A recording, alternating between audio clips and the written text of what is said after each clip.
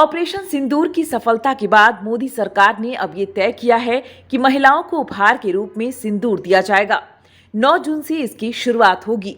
BJP नेताओं की ओर से घर घर सिंदूर पहुंचाया जाएगा। ये अभियान 1 महीने तक चलेगा।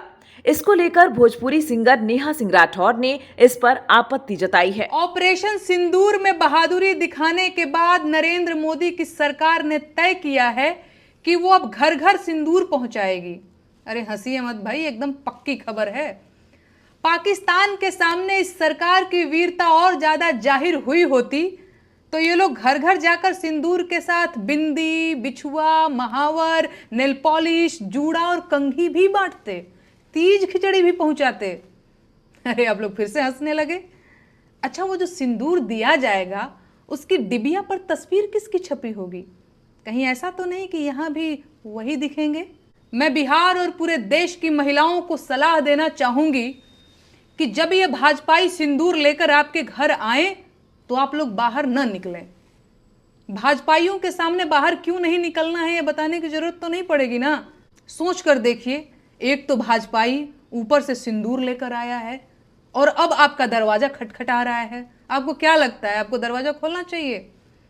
मेरी बहनों, हाथ जोड़ती हूं, आप लोग दरवाजा मत खोलिएगा, लक्ष्मण रेखा मत लागिएगा, क्योंकि इन लोगों का चाल चलन ठीक नहीं है।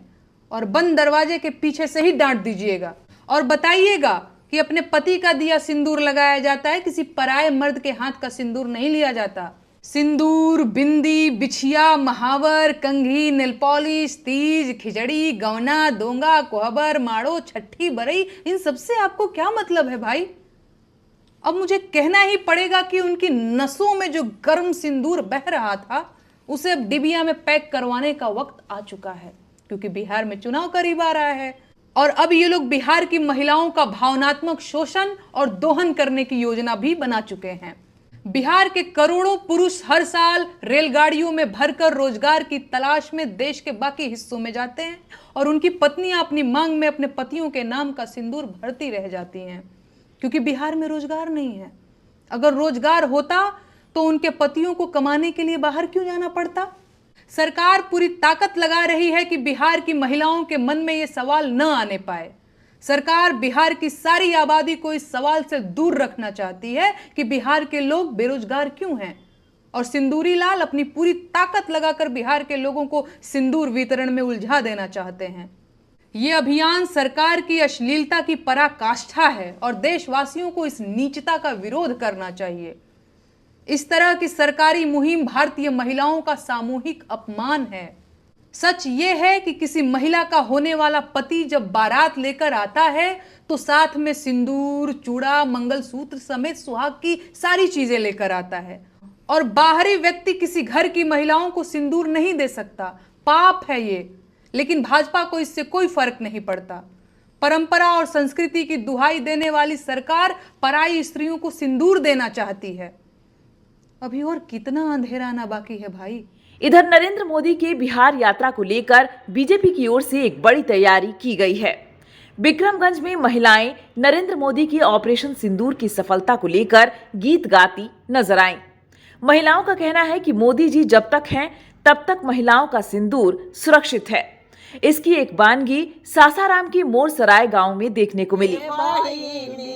सावन के रिवाज घुघुटा हटावे के पड़ले बही, लड़ाता पिया कुर्बानी भले बही, तब नाही भारत हमार आजाद भले बही, तब नाही भारत आजाद भले बही, पियावे के खून से मंगिया भरे के पड़े बही।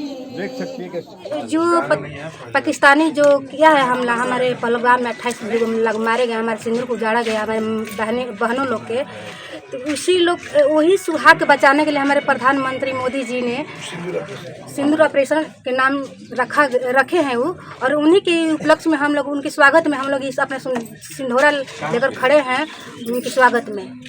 आपका नाम? गुड़िया देवी। नेहा सिंह राठौर ने एक्स पर लिखा, क्या अब देश की महिलाएं भाजपा नेताओं का दिया सिंदूर लगाएंगी? क्या ये हिंदू संस्कृति और परंपरा का अपमान नहीं है? सारे धर्मगुरु चुप क्यों हैं? अंधभक्तों को सांप क्यों सूंघ गया है? क्या पवित्र सिंदूर भाजपा की चुनाव प्रचार का सामान है?